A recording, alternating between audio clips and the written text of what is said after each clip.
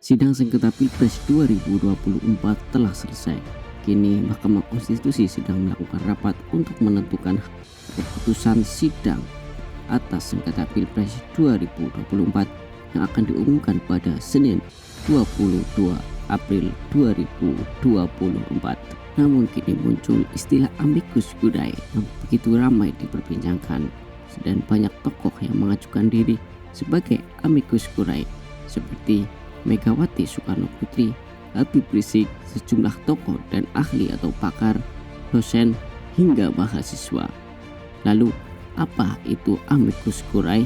Amicus curiae atau yang disebut dengan sahabat pengadilan merupakan praktik hukum oleh pihak ketiga di luar pihak yang berperkara atau terlibat dalam peradilan.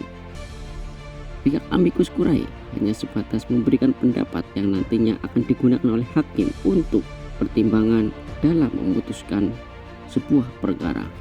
Landasan hukum sebagai dasar penerapan atau penerimaan konsep amicus curiae di Indonesia termuat dalam pasal 5 ayat 1 Undang-Undang Nomor 48 Tahun 2009 tentang kekuasaan kehakiman atau Undang-Undang Kekuasaan Kehakiman yang menegaskan bahwa hakim dan hakim konstitusi wajib menggali, mengikuti dan memahami nilai-nilai hukum dan rasa keadilan yang hidup dalam masyarakat.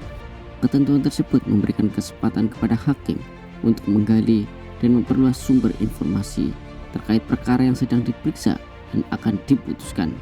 Banyaknya informasi yang diperoleh hakim diharapkan akan mampu mendukung hakim agar bisa berpikir lebih terbuka, adil, dan bijaksana dalam memutuskan suatu perkara. Amicus curiae juga menjadi salah satu sarana bagi hakim untuk memperoleh informasi terkait klarifikasi fakta atau prinsip-prinsip hukum, terutama jika suatu kasus melibatkan berbagai peraturan perundang-undangan yang kontroversi dan perlu direformasi. Lantas, siapakah yang berhak mengajukan amicus curiae?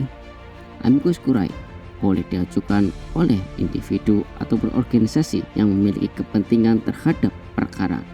Dalam tugasnya nanti, amicus curiae memiliki 3 kategori, yaitu yang pertama, amicus curiae mengajukan izin atau permohonan untuk menjadi pihak yang berkepentingan dalam sebuah persidangan. Yang kedua, memberikan pendapat atas permintaan hakim.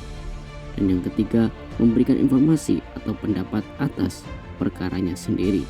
Amicus curiae hadir bisa untuk kepentingan individu, kepentingan kelompoknya, dan juga untuk kepentingan masyarakat dalam keputusan hakim nantinya.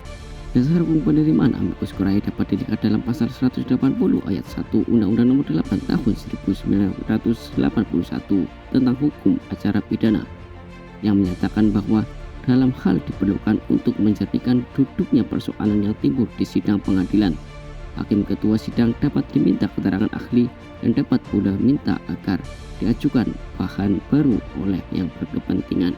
Amicus curiae juga pernah dihadirkan dalam sidang Sambo dan Eliezer yang digabungkan antara ICCR atau Public Interest Lawyer Network dan Lembaga Studi dan Advokasi Masyarakat yang mengajukan amicus curiae untuk melindungi Barada Eliezer yang menjadi terdakwa dalam kasus penembakan Brigadir Joshua. Poin utama yang disampaikan dalam amicus curiae dari gabungan pihak tersebut adalah bahwa Barada E memenuhi kualifikasi sebagai justice collaboration berdasarkan Undang-Undang Nomor 31 Tahun 2014 tentang perlindungan saksi dan korban.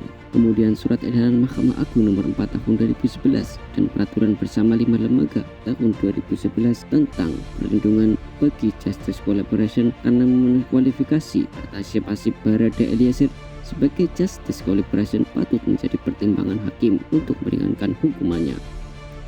Hingga akhirnya hakim pun menerima pendapat dari amicus curiae tersebut